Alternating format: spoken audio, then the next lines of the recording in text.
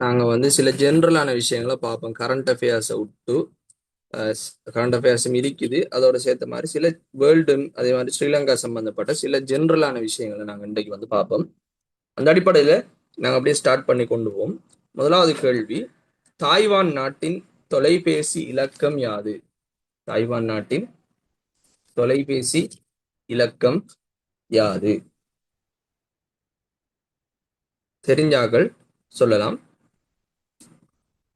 So Taiwan நாட்டு தொலைபேசி இலக்கம் வந்து +886 +886 தான் வந்து தாய்வான் நாட்டின் தொலைபேசி இலக்கம். அடுத்த +380 380 வந்து உக்ரைன் தொலைபேசி இலக்கம். இலக்கம் மீன்ஸ் டயலிங் கோட் இங்கிலீஷ்ல. Ukraine dialling code. அடுத்தது +58 வந்து வெனிசுவேலா நாட்டுற டயலிங் கோட். வெனிசுவேலா நாட்டுற டயலிங் கோட். நீங்க வெனிசுவேலா பத்தி இந்த வீக்ல கேள்விப்பட்டிருப்பீங்க. என்னன்னு சொன்னால், வெனிசுவேலா நாட்டுற ஜனாதிபதியான நிக்கலஸ் மதுரோவையும் அவரது மனைவியையும் ஐக்கிய அமெரிக்கா என்ன செஞ்சிருக்கின்றது? நாடு புகுந்து 2 பேரையும் கடத்திட்டு போனதாக நீங்க கேள்விப்பட்டிருப்பீங்க. அப்ப வெனிசுவேலா நாடு அதோட தலைநகரம் வந்து கராக்கஸ், CARACUS, கராக்கஸ். வெனிசுவேலாட தலைநகரம் வந்து கராக்கஸ். அதே மாதிரி வெனிசுவேலாட கரன்சி வந்து பொலிவியர். நான் செட்ல போடுறேன், நீங்க பார்த்து எழுதி கொள்ள இயலும்.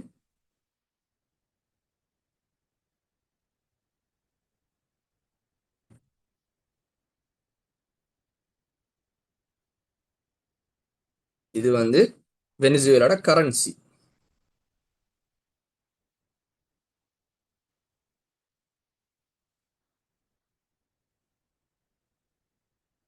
அடுத்தது +66 வந்து தாய்லாந்து நாட்டுற டயலிங் கோட். தாய்லாந்து நாட்டுட டயலிங் கோட் +66.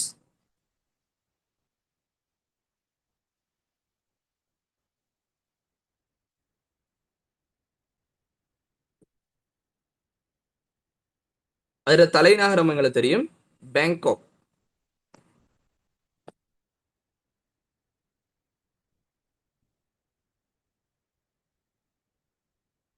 அதுல கரன்சி வந்து தாய் பஹத். தாய் பஹத், BAHT, பஹத், தாய் பஹத். அதோட தாய்லாந்து நாட்டுல மன்னர் ஆட்சி தான் நடந்துட்டு இருக்கு. கிங் மகா வஜிரகோன். கிங் மகா வஜிரகோன் என்பவர் தான் இப்போது அங்க அரசராக இருந்து கொண்டிருக்கின்றார்.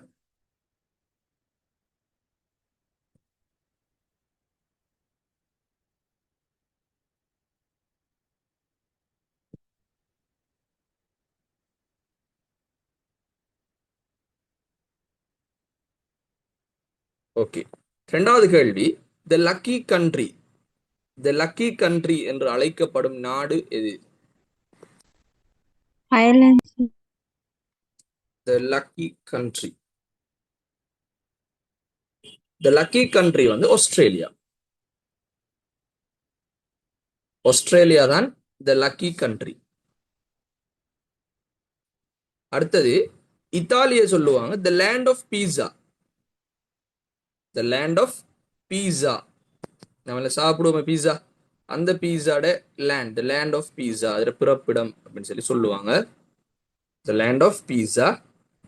அடுத்தது இந்தியாவை சொல்லுவாங்க the land of spices. Land of spices, வாசனை திரவியங்களின் நாடு.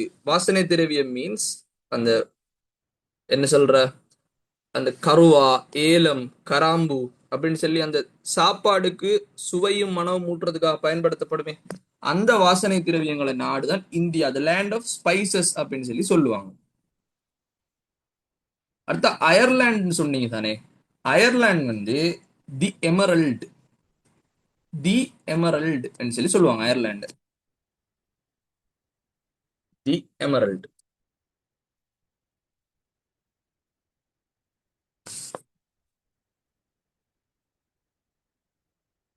தி எமரல்ட். இது இல்லாம மதர்லேண்ட், த மதர்லேண்ட் அப்படின்னு சொல்லுவாங்க யூகே. சும்மா எக்ஸ்ட்ராவா நீங்க நோட் பண்ணி எடுக்கலாம். த மதர்லேண்ட் அப்படின்னு சொல்லுவாங்க யூகே. லேண்ட் ஆஃப் ஆப்பர்ச்சுனிட்டி வந்து USA. Land of opportunity USA.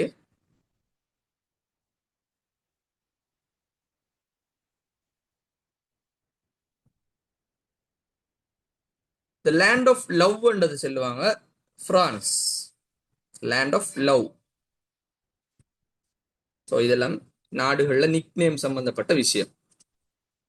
Okay, நாங்க அப்படி அடுத்த கேள்விக்கு போனோம்னு சொன்னால், உலகில் சனத்தொகை கூடிய நாடு எது? சனத்தொகை இந்தியா. கூடிய நாடு.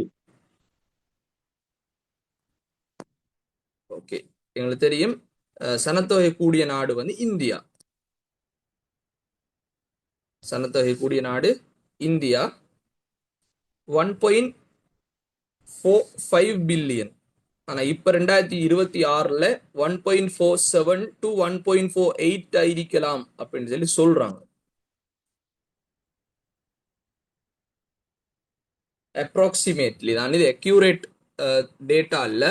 அப்ராக்சிமேட்லி 1.45 தான் இருக்கு. ஆனா இப்ப 2026 ஜனவரி 10 கணக்கெடுப்பின்படி 1.47 டு 1.48 பில்லியனாக இருக்கலாம் அப்படின்னு சொல்றாங்க. அந்த சனத்தொகை வந்து உலக சனத்தொகையில் ஓவரோலா 17.78 வீதம். 17.78 வீதம் சனத்தொகை வந்து இந்தியாவில தான் இருக்கின்றது அப்படின்னு சொல்றாங்க.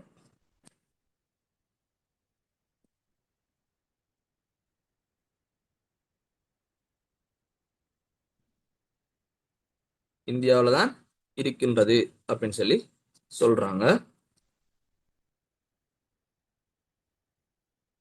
அடுத்த 2வது சனத்தொகை கூடின நாடு வந்து சைனா.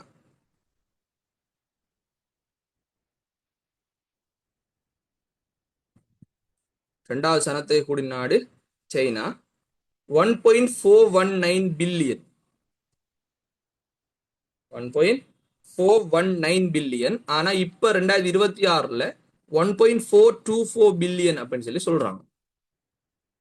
இந்தியாவை விட 16 வீதம் கூடவும். இந்தியாவை விட குறைய சைனா விட இந்தியா வந்து 16 வீதம் குறைவு, இந்த கூடுதலான சனத்தொகையை வைத்திருக்கின்றது. 2024 ஏப்ரல் மாதத்துல தான் இந்தியா வந்து சைனாவை சுவப்பாஸ் பண்ணிச்சு. அது வரைக்கும் உலகத்திலே சனத்தொகை கூடின நாடாக இருந்தது சைனா தான்.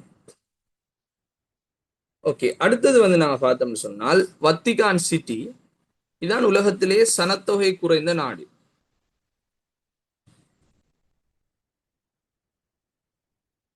சனத்தொகை குறைந்த நாடு. 500ல இருந்து 800 பேர் வரை தான், 500 to 800 பேர் தான் அங்க இருக்காங்க வசிக்காக்கள். அது என்னன்னு சொன்னால், வத்திகான் வந்து ஒரு நாடு அல்ல உண்மையாவே. ரோம்ல, இத்தாலியில இருக்கின்ற ஒரு பிரதேசம் தான். அது ஒரு கௌரவத்துக்காக ஒரு நாடாக அது சிட்டியை வச்சிருக்காங்க அவங்க.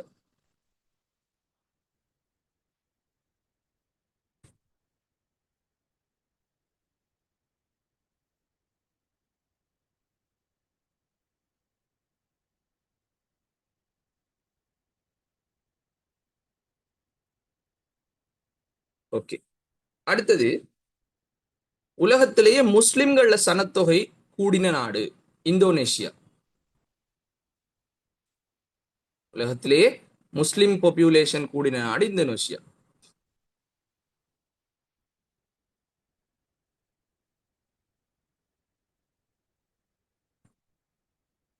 ஓகே, 4வது கேள்வியை பாருங்க. உலகின் மிக பிரபல்யமான மதம் எது? Christian. Christianity. Very good. Christianity தான் உலகத்திலேயே மிக பிரபல்யமான மதம். ஒரு 1 மினிட் இருங்க.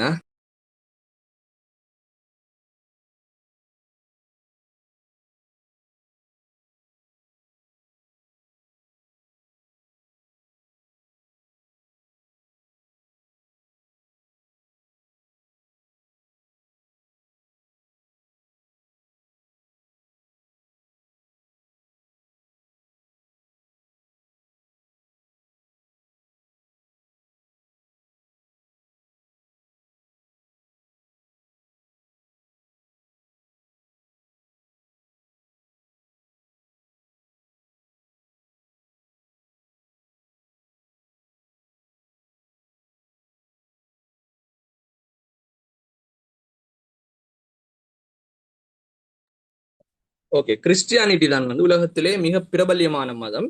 2.4 பில்லியன், 2.4 பில்லியன், 2.4 பில்லியன் தான் அவங்களோட உலகத்திலே கிறிஸ்டியானிட்டியை பின்பற்ற ஆக்கள் எண்ணிக்கை. 2.4 பில்லியன், 240 கோடி.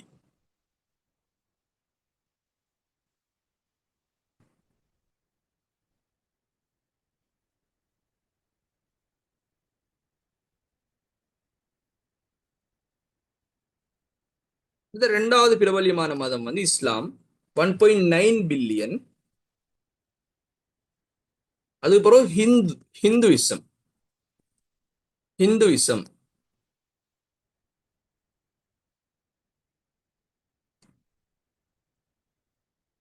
Hinduism 1.2 billion.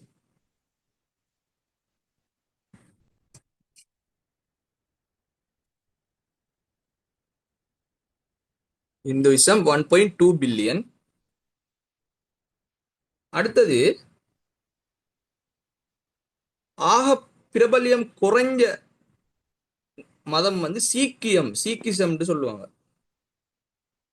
பிரபல்யம் குறைஞ்ச மதம் வந்து சீக்கிசம் சொல்லுவாங்க. ஒரு 30 மில்லியன் மக்கள் தான் இருப்பாங்க. மேக்சிமம் ஒரு 3 கோடி பேர் இருப்பாங்க உலகத்துல. ஒரு 3 கோடி பேர் தான் அதுல இருப்பாங்க. ஓகே, அடுத்தது நாங்க பார்த்தோம்னு சொன்னால், உலகின் மிக பிரபல்யமான மொழி எது? World famous language. மிக பிரபல்யமான மொழி இங்கிலீஷா? ஓகே, உலகத்திலே மிக பிரபல்யமான மொழி என்னன்னு சொன்னால் மெண்டரின், சைனீஸ். சைனீஸ் தான் ஆகக்கூட மக்கள் அதுல நிறைய பேர் என்ன சொல்ற மதர் டங்காக இருக்கின்ற மொழி வந்து சைனீஸ். அதுக்கு பிறகுதான் வந்து என்னதுன்னு சொன்னால் இங்கிலீஷ். அது பிறகு ஸ்பானிஷ். அதே மாதிரி எங்கட நாட்டுல ஃபேமஸாக இருக்கின்ற மொழி சிங்களம். 78% ஆக்கள் எங்கட நாட்டுல சிங்கள மொழியை பேசுறாங்க.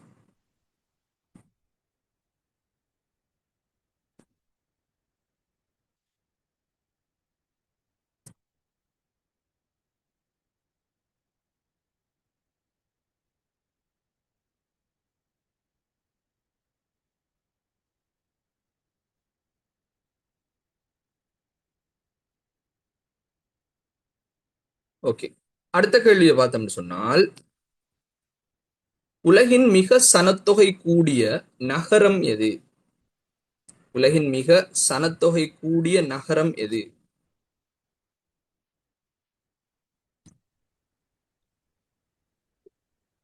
1, வெரி குட். டோக்கியோ தான்.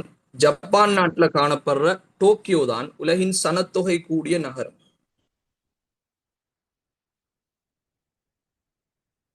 ஜப்பானில் காணப்படுகின்ற டோக்கியோ தான் உலகின் சனத்தொகை கூடிய நகரம்.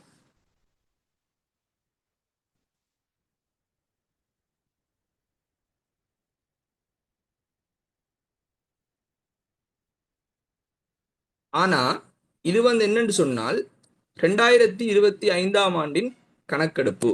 2025 கணக்கெடுப்பு.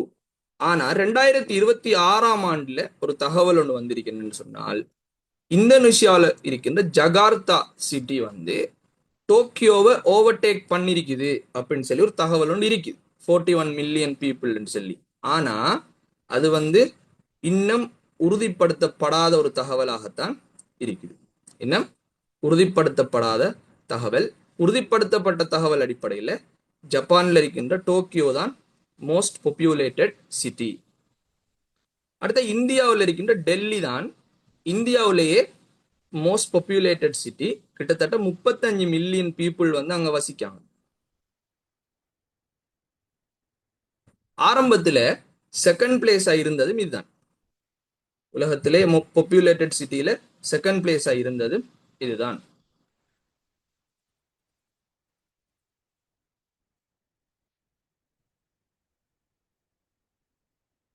அடுத்து நாங்கள் பார்த்தோம் வத்திகான் சிட்டி வந்து லீஸ் பாப்புலேட்டட் சிட்டி. 800 பேர் தான் இருக்காங்க. சிட்டி தான், அது ஒரு நாடல்ல, சிட்டி தான் இருக்காங்க.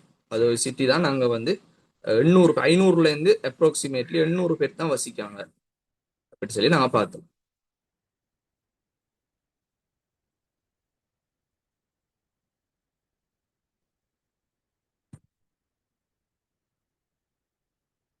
அடுத்த 7வது கேள்வி, பெர்சியா என்று முன்னர் அழைக்கப்பட்ட நாடு தற்போது எவ்வாறு அழைக்கப்படுகின்றது?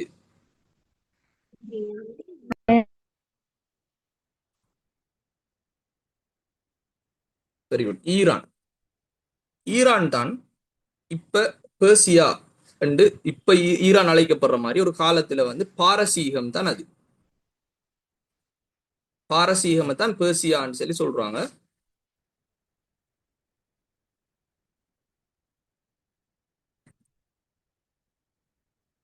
அழைக்கப்பட்டது. அதே மாதிரி எத்தியோப்பியா என்று அழைக்கப்படுற நாடு அப்ப அபிசீனியா என்று அழைக்கப்பட்டது. எத்தியோப்பியா என்று அழைக்கப்பட்ட நாடு பழைய காலத்துல அபிசீனியா என்று அழைக்கப்பட்டது.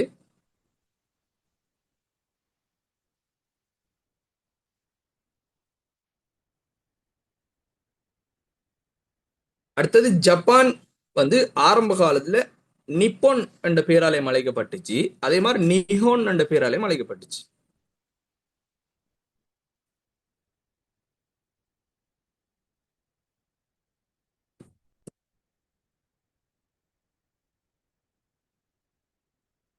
நிப்போன் என்ற பேராலயம் அழைக்கப்பட்டுச்சு, நிஹோன் என்ற பேராலயம் அழைக்கப்பட்டுச்சு. டர்க்கி வந்து Ottoman empire, Turkey Ottoman empire என்று அழைக்கப்பட்டுச்சு.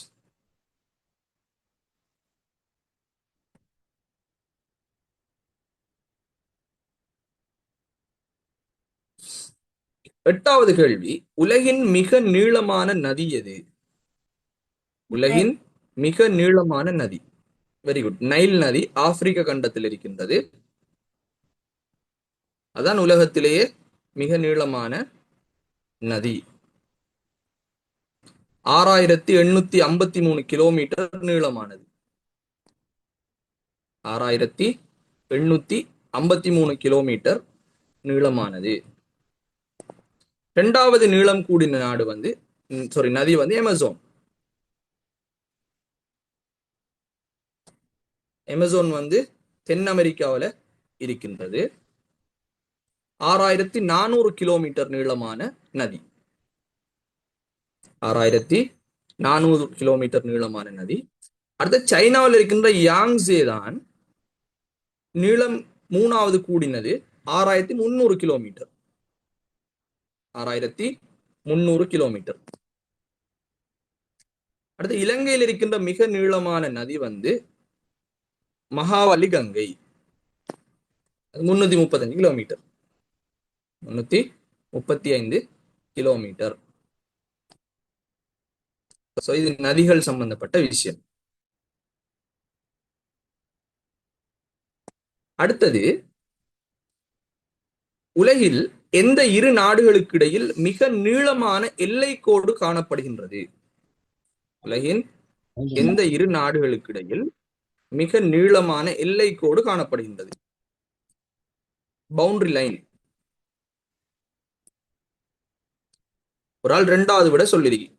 வேற இனி அது ஆன்சர் சீக்குதா? Canada USA. கனடா யுஎஸ்ஏ அப்படின்னு சொல்லி ஒரு விட இருக்கன.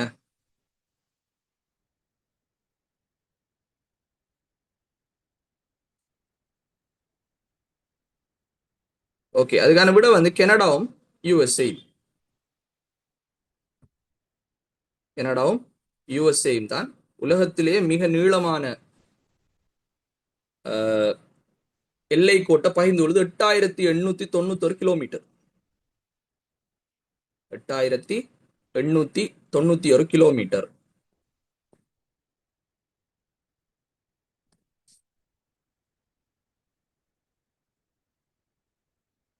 அடுத்தது ரஷ்யா கசகஸ்தான் 7644 கிலோமீட்டர்ஸ்.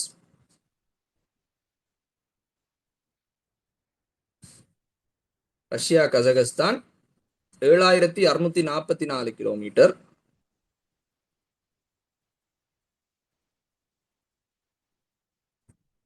அடுத்தது Argentina Chile. Argentina Chile 6691 kilometre.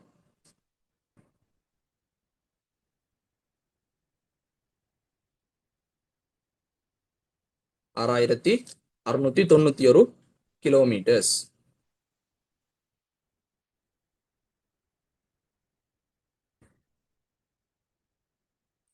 உலகின் மிக உயரமான நீர்வீழ்ச்சி எது?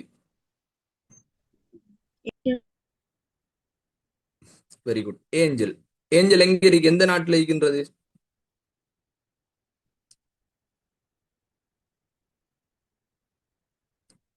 ஏஞ்சல் எந்த நாட்டில் இருக்கின்றது? வெனிசுவேலா. வெனிசுவேலா நாட்டில். Very good. வெனிசுவேலா நாட்டில் ஏஞ்சல் இருக்கின்றது.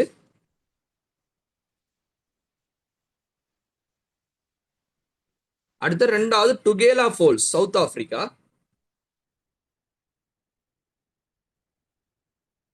மூணாவது ட்ரெஸ் ஹெர்மனஸ் ஃபால்ஸ், பேரு நாட்டில் இருக்கின்றது.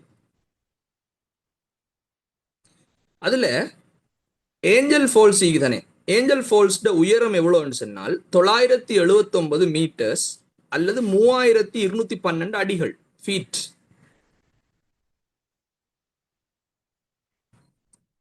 அடுத்து டுகேலா ஃபால்ஸ் இருக்குதானே, சவுத் ஆப்பிரிக்கா, அது 948 மீட்டர்ஸ் அல்லது 3110 ஃபீட்.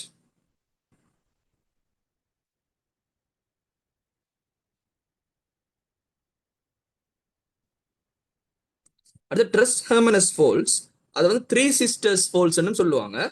அது பேரு நாட்டில் இருக்கின்றது. 914 மீட்டர்ஸ் உயரமானது அல்லது 2999 அடிகள், ஆல்மோஸ்ட் 3000 என்று சொல்ல இயலும்.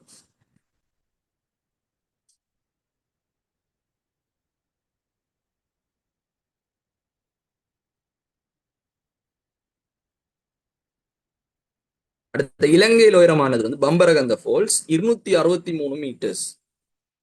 263 மீட்டர்ஸ். அடியில சொன்னால் 863 அடிகள். 863 அடிகள். இது வந்து நீர்வீழ்ச்சி சம்பந்தப்பட்ட தகவல்.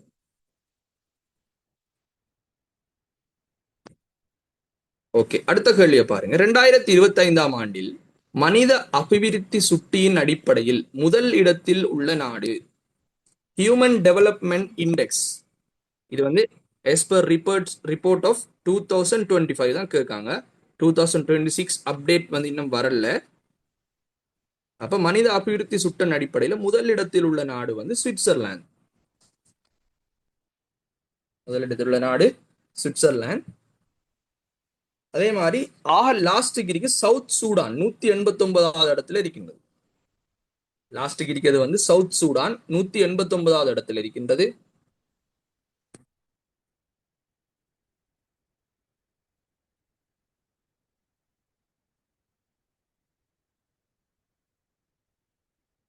ஸ்ரீலங்காவோட பிளேஸ் வந்து 78வது இடம். ஸ்ரீலங்காவோட பிளேஸ் 78வது இடம்.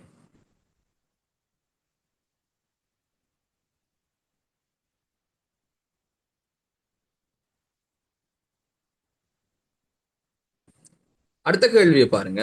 எக்கனாமிக் ஃப்ரீடம் இண்டெக்ஸ் அடிப்படையில் 2025 அடிப்படையில் முதல் இடத்தில் உள்ள நாடு, பொருளாதார சுதந்திரம் அடிப்படையில எந்த நாடு முதல் இடத்தில் இருக்கு?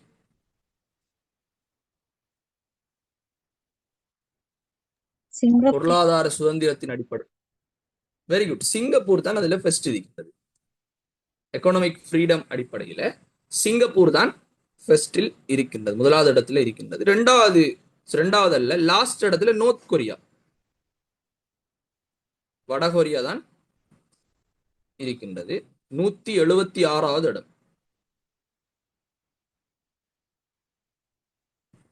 176வது இடம்.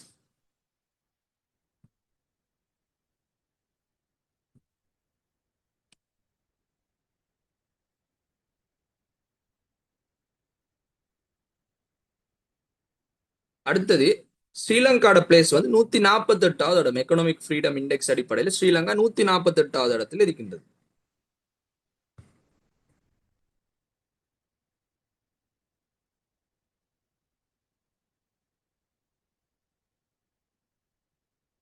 ஸ்ரீலங்கா 148வது இடத்தில் இருக்கின்றது. அப்ப இது எக்கனாமிக் ஃப்ரீடம் சம்பந்தப்பட்ட விஷயம். இப்ப நாங்க ஸ்ரீலங்கா சம்பந்தப்பட்ட ஸ்ரீலங்காவோட ஹிஸ்டரியோட சம்பந்தப்பட்ட சில விஷயங்கள் பார்ப்போம். 13வது கேள்வி நீங்க பாத்தீங்கன்னா, இலங்கையின் முதலாவது மன்னன் யார்? இலங்கையின் முதலாவது மன்னன் யார்?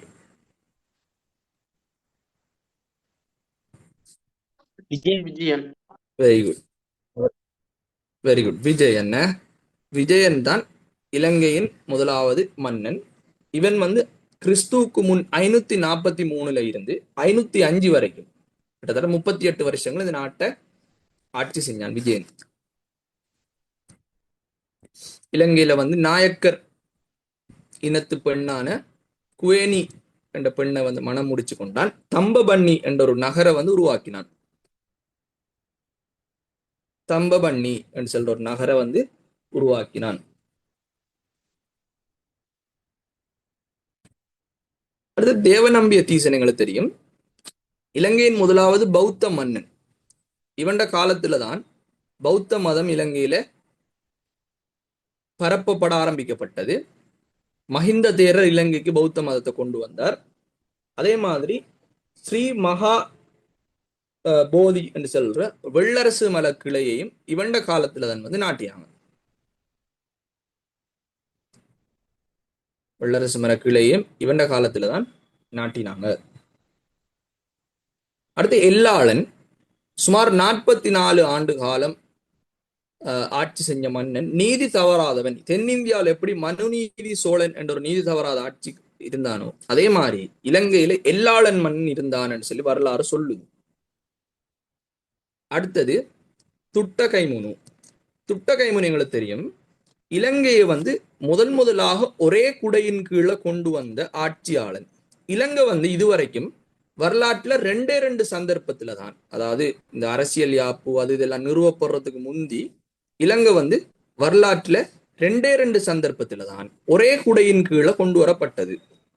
அந்த 2 சந்தர்ப்பத்துல முதலாவது சந்தர்ப்பம் வந்து துட்டகைமுனு மன்னன் எல்லாளனை கைப்பற்றி அனுராதபுரத்துல ஆட்சியை கைப்பற்றின டைம் இலங்கை வந்து ஒரே குடையின் கீழே வந்தது. இப்ப நான் கேட்கிறேன், 2வது சந்தர்ப்பம் எது? முழு நாடும் ஒரே குடையின் கீழே வந்த 2வது சந்தர்ப்பம் எது?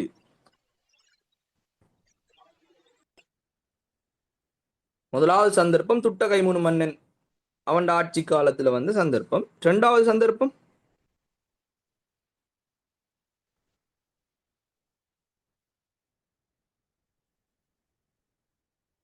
Very good, British பிரித்தானியர்கள். இல்ல, 2வது சந்தர்ப்பம் எதென்று சொன்னால் இலங்கை முழு நாடும் ஒரே குடையின் கீழே வந்த சந்தர்ப்பம் பிரித்தானியர்கள் கண்டி ராஜ்யத்தை கைப்பற்றின டைம். கண்டி ராஜ்யத்தை கைப்பற்றி கண்டி ஒப்பந்தம் எழுதப்பட்ட டைம் முழு நாடும் பிரித்தானியர்களுக்கு கை கீழே வந்துச்சு.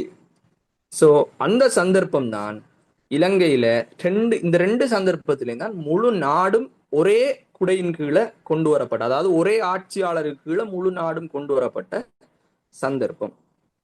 அதே மாதிரி இலங்கையில வந்து பொதுவாக நாங்க அமைச்சரவைகளை பார்த்தோம்னு சொன்னால் கேபினட்டை பார்த்தால் அதுல எல்லா இந்த மத சார்ந்தாக்களும் இருப்பாங்க கேபினட்ல. ஆனா வரலாற்றுல 2 சந்தர்ப்பத்துல மட்டும் தனி பெரும்பான்மையின் அமைச்சரவை அமைக்கப்பட்டது. தனி பெரும்பான்மை பௌத்த மதத்தை சேர்ந்தவர்கள் மாத்திரம்தான் அந்த அமைச்சரவையில இருந்தாங்க. அதுல முதலாவது சந்தர்ப்பம் எப்பன்னு சொன்னால் டொனமூர்ல வந்து 1936ஆம் ஆண்டு எலெக்ஷன்ல 1936 இருந்து 46 வரைக்கும் இருந்த 10 அமைச்சர்களும் 10 காரியதரிசிகள் இல்லாம மிச்சம் இருந்த 7 அமைச்சர்களும் பௌத்தர்களாகத்தான் இருந்தாங்க. இது முதலாவது சந்தர்ப்பம். இது இல்லாம 2வது சந்தர்ப்பம் எப்ப தனி பெரும்பான்மையின் அமைச்சரவை எப்ப அமைக்கப்பட்டது?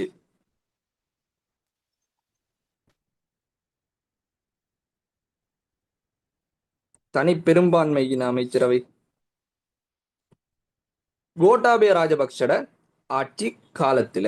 கோட்டாபய ராஜபக்ஷ ஆட்சி காலத்துல கோட்டாபய ராஜபக்ஷ ஜனாதிபதி ஆகின உடனே 2019 ஆண்டு ஒரு அமைச்சரவையை இடைக்கால அமைச்சரவை உருவாக்கினார். அந்த அமைச்சரவையில எந்த சிறுபான்மையின மக்களும் இடம்பெறல. இந்த ரெண்டு சந்தர்ப்பம் தான் வரலாற்றுல தனி பெரும்பான்மையின அமைச்சர்களை கொண்டு காணப்பட்டது. அதுக்கு பிறகு பாராளுமன்ற தேர்தல் நடந்ததுக்கு பிறகுதான் அலி சப்ரி போன்ற சிறுபான்மையின் ஆட்களை கொண்டு வந்து போட்டாங்க. அதுக்கு முந்தி அந்த பாராளுமன்ற தேர்தல் முந்தி இடைக்கால அமைச்சரவை அமைச்சர் அந்த 25 பேர்ல யாருமே சிறுபான்மையின மக்கள், தமிழ், முஸ்லிம் மக்கள், கிறிஸ்டிய மக்கள்ல இருந்து யாரும் வரல. பௌத்தர்கள் மட்டும்தான் அதுல இருந்தாங்க. 1936 2019 இலங்கை வரலாற்றுல தனி பெரும்பான்மை அமைச்சரவை அமைக்கப்பட்டது. அதே மாதிரி நான் கேட்கிறேன், ஒரே வருஷத்துல 2 எலெக்ஷன் நடந்தது எப்ப இலங்கையில? ஒரே வருஷத்துல 2 எலெக்ஷன் நடந்தது எப்ப? அதுவும் பாராளுமன்ற தேர்தல் 2 தரம் நடைபெற்றது. பாராளுமன்ற தேர்தல் 2 தரம் நடைபெற்றது. 1960 ஆண்டு 1960 ஆண்டு மார்ச்சில் ஒரு எலெக்ஷன், ஜூலையில் ஒரு எலெக்ஷன். முதலாக 18 வயசுக்கு மேற்பட்டவர்கள் வாக்களிப்பதற்கு தகுதி பெற்ற ஆண்டு எப்ப?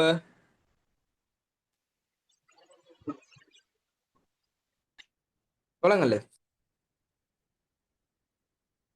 18 வயசுக்கு மேற்பட்டவர்கள் இலங்கை வரலாற்றுல முதல் தடவையாக எப்ப வாக்களிப்பதற்கு சந்தர்ப்பம் கிடைக்க பெற்றது? 1960. Very good. 1960 தான் கிடைக்கப்பட்டது. அந்த வருஷத்திலேயே 2 எலெக்ஷன் வந்து இதுவரைக்கும் போடாத ஓட்டையும் சேர்த்து போட்டாங்க. 2 எலெக்ஷன் நடந்துச்சு. ஏஜ் ஆஃப் மெஜாரிட்டி ஆர்டினன்ஸ் மூலமாகத்தான் 21 வயசுக்கு கீழ்பட்டவர்களுக்கு வாக்களிக்கலாம்னு சொல்லி இருந்தது.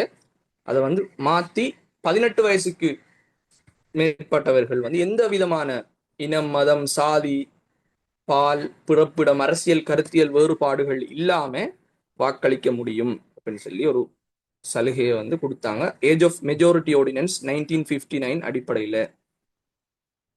ஓகே, அடுத்த கேள்வி 14வது. திருப்பீடகத்தை நூலுருவாக்க முதலாக முயற்சி செய்த மன்னன் யார்?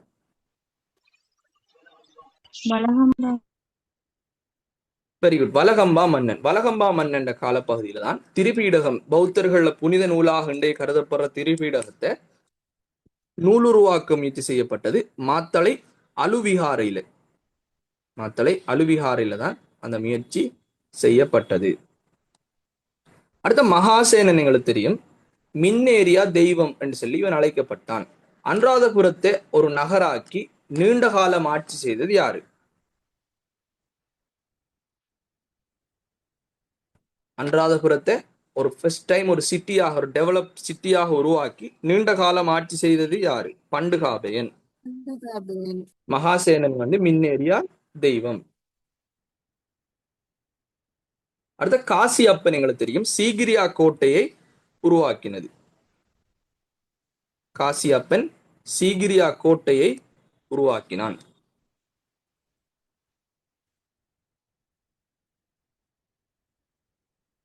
அடுத்த மகா பராக்கிரமபாகு பராக்கிரம சமுத்திரத்தை உருவாக்கினதோட மட்டும் இல்லாம மகா பராக்கிரமபாகு வந்து அந்த வானிலிருந்து விழும் எந்த ஒரு துளி நீரையும் வீணே கடலுக்கு சென்றடைய விட மாட்டேன் என்ற ஃபேமஸான கூற்றையும் கூறினது வந்து மகா பராக்கிரமபாகு மன்னன். இவன் காலத்துல தெற்காசியாவின் தானிய களஞ்சியம் என்று சொல்லி இலங்கை அழைக்கப்பட்டது. இதெல்லாம் வரலாற்றோட சம்பந்தப்பட்ட சில தகவல்கள். நோமலா நீங்க நோட் பண்ணி எடுத்தா சரி. இதெல்லாம்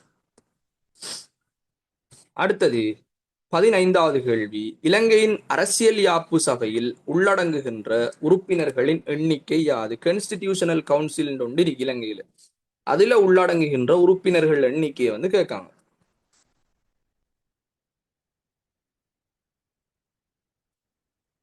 கான்ஸ்டிடியூஷனல் கவுன்சில்ல வெரி குட் 10 பேர் தான் அதுல உள்ளடங்குவாங்க. அரசியல் யாப்பு சபையில் உள்ளடங்குகின்ற உறுப்பினர்கள் எண்ணிக்கை வந்து 10 உறுப்பினர்கள் உள்ளடங்குவாங்க. அந்த 10ல பிரதமர், எதிர்கட்சி தலைவர், சபாநாயகர் அப்படின்னு சொல்லி அது ஒரு ப்ரொசீஜர்ல நியமிப்பாங்க 10 பேரை. அதே மாதிரி உங்களுக்கு தெரியும் 18ஆம் திருத்தத்திலையும் 20ஆம் திருத்தத்திலையும் அரசியல் யாப்பு பேரவைக்கு பதிலாக பாராளுமன்ற பேரவை அப்படின்னு சொல்ற ஒரு அமைப்பு ஒன்று உருவாக்கப்பட்டது. மஹிந்த ராஜபக்ஷ ஆட்சி காலத்திலையும் கோட்டாபய ராஜபக்ஷ ஆட்சி காலத்திலையும் உருவாக்கப்பட்டது பாராளுமன்ற பேரவைன்னு சொல்லி. அதுல இருந்த உறுப்பினர்கள் எண்ணிக்கை 5 பேர் இருந்தாங்க. அதுல 5 பேர் இருந்தாங்க.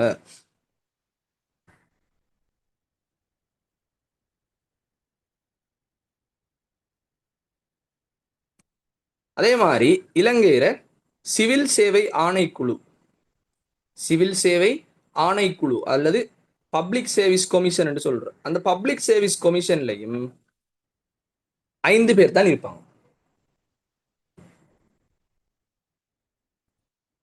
அடுத்த நீதி சேவை ஆணைக்குழுவில் இருக்க உறுப்பினர்கள் எண்ணிக்கை 3.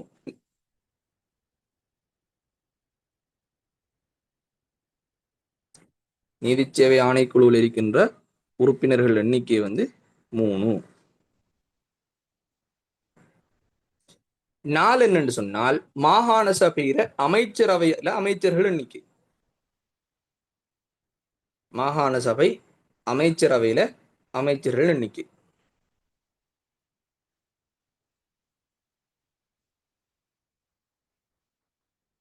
ஓகே, அடுத்த கேள்வி 16வது. விளங்கல. அந்த மாகாண சபையை சொல்ல போக்குல இங்கிலீஷ்ல என்ன சொல்லுவாங்க? ப்ரொவின்சியல் கவுன்சில் கேபினட் தானே. அதுல 4 மினிஸ்டர்ஸ் இருப்பாங்க, including chief minister. Okay. Okay. தொழிலாளர் ஒருவர் அநியாயமாக பதவி நீக்கப்பட்டால் அவர் தொழில் நியாய சபையில், அதாவது லேபர் ட்ரிபியூனல் என்று சொல்லுவாங்க, தொழில் நியாய சபை இங்கிலீஷ்ல லேபர் ட்ரிபியூனல் சொல்லுவாங்க. அதுல எத்தனை நாட்களுக்குள் வழக்கு தொடர வேண்டும்?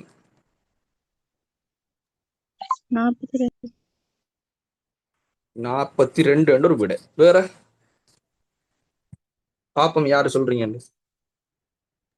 சார் 30. 30. ஓகே, 2 விட வந்துட்டு அடுத்து இன்னும் 2 இருக்கு. அந்த 2 பேர் சொல்லுங்க. ஓகே, 180 நாள் 6 மாசத்துக்குள்ள என்ன செய்யலாம்? லேபர் ட்ரிபியூனல்ல போய் எங்களுக்கான நியாயத்தை பெற்றுக்கொள்ள இயலுமாக இருக்கு.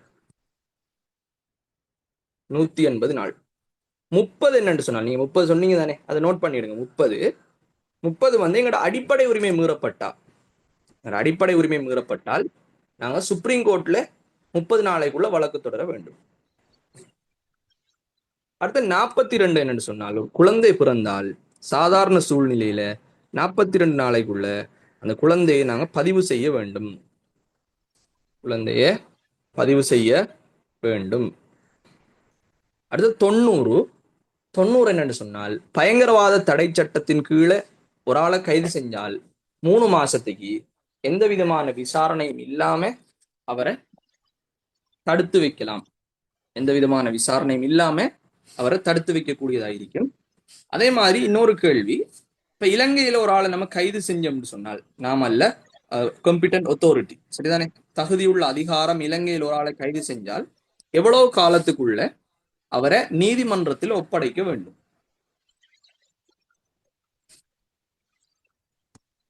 48 hours. 24 hours. 24 மணித்தியாலத்துக்குள்ள அவரை நீதிமன்றத்துல ஒப்படைக்க வேண்டும். 24 மணித்தியாலத்துக்குள்ள அவரை நீதிமன்றத்தில் ஒப்படைக்க வேண்டும். அதனால நம்மடாக்கள் என்ன செய்வாங்க? வெள்ளிக்கிழமை 3 மணிக்கு அரெஸ்ட் பண்றோம். அரெஸ்ட் பண்ணி திங்கக்கிழமை ஒப்படைக்க. சனி ஞாயிறும் கோர்ட் லீவ். அது நம்மடாக்கள்ல மூளை புத்தி அது. அதே மாதிரி இப்ப நாங்க பயங்கரவாத தடை சட்டத்துல பார்த்தோம், 90 நாளைக்கு, அதாவது 3 மாசத்துக்கு எந்த விதமான விசாரணையும் இல்லாம அடைச்சி வைக்கலாம்னு பார்த்தோம். அதே மாதிரி அதை 4 தரம் நீட்டலாம். கிட்டத்தட்ட 1 வருஷம் வரைக்கும் எந்த விதமான விசாரணையும் இல்லாம பயங்கரவாத தடை சட்டத்தின் கீழே இலங்கையில ஒரு ஆளை அடைச்சி வைக்கலாம். விசாரிக்கவும் மாட்டாங்க, தண்டனையும் இல்லை, சும்மா அடைச்சி வைக்கலாம். பயங்கரவாத தடை சட்டம் எப்போ உருவாக்கப்பட்டது? Prevention of terrorism act.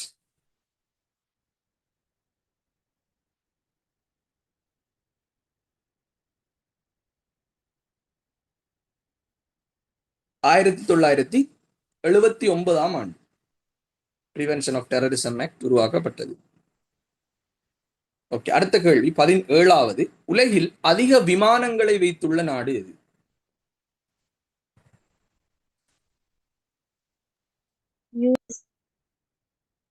USA. 16,116 விமானம் இருக்கு யுஎஸ்ஏல. 16,116 விமானங்கள் இருக்குது.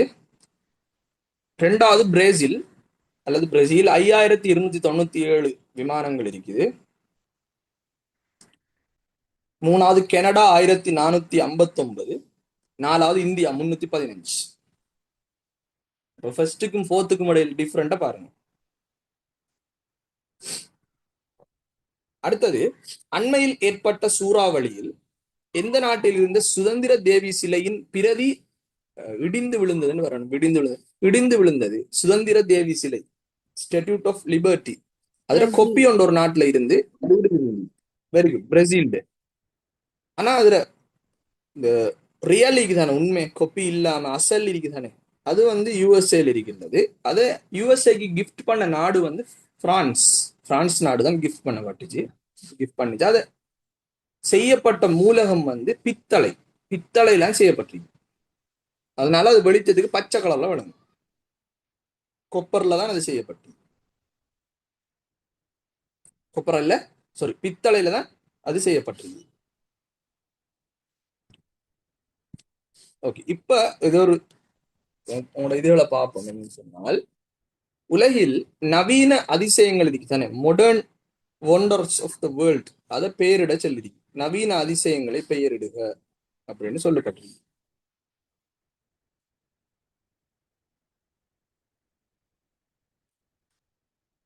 நவீன அதிசயங்கள் என்னென்ன உங்களுக்கு தெரிஞ்சதை நீங்க சொல்லுங்க. கிட்டத்தட்ட 8-9 கிட்ட இருக்குது. உங்களுக்கு தெரிஞ்சது நீங்க சொல்லுங்க.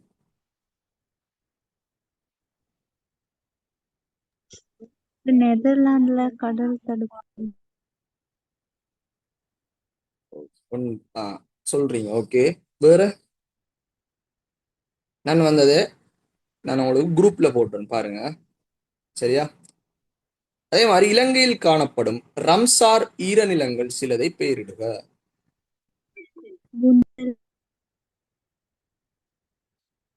ஓகே, ஆனை விழுந்தான். அந்த லிஸ்டை நான் வந்து செட்ல போடுறேன், நீங்க பார்த்துக்கொள்ள இயலும். செட்டல்ல குரூப்ல நான் வந்து போடுவேன்.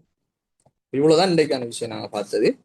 இதுல உங்களுக்கு டவுட்ஸ் இருந்தால் நீங்க கேட்கலாம்.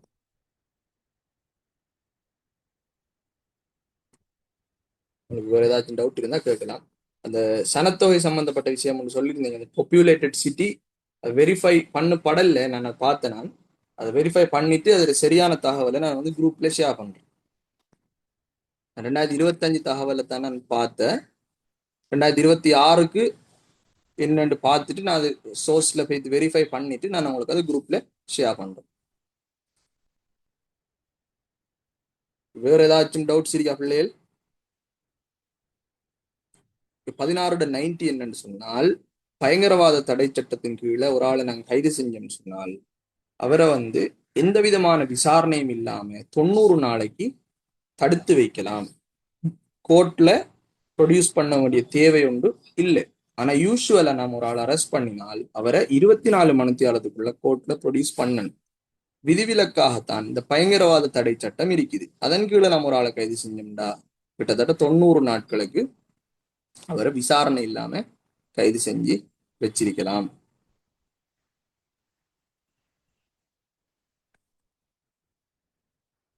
ரிட் பத்தி நான் உங்களுக்கு கோர்ட் செக்ஷன் ஒன்று செய்வேன், அந்த டைம்ல நாங்க பார்ப்போம். The lucky country என்றது எந்த நாடு? ஆஸ்திரேலியா.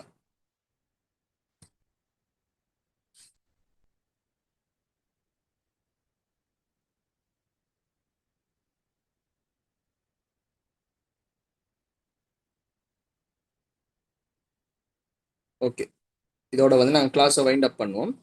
நான் வந்து இதில் வீடியோவை நான் அப்லோட் பண்ணிட்டு லிங்கை வந்து நான் குரூப்ல போடுறேன். ஓகே, எல்லாரும் நல்லா படிங்க. ஆல் தி பெஸ்டா. Thank you sir. சொல்லுங்க.